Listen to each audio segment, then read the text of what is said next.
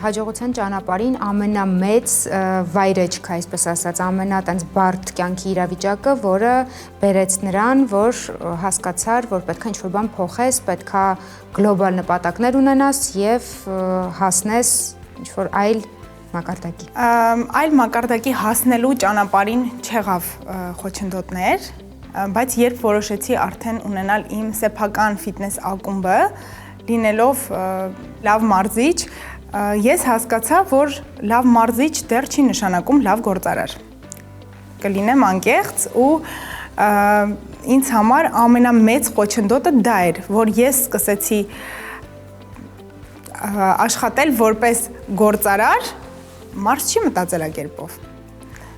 Ու կանգնեցի շատ փաստերի առաջ, որը ինձանից խլեց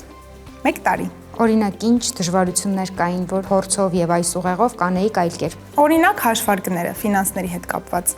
Եթե երբեք սովոր չես եղել, որ գումար պետք է դուրս տաս, մեկ էլ գալիս է մի օր, որ դու կանգնում ես մի փաստի առաջ, որ գումարը գալիս է, բայց չի մնում։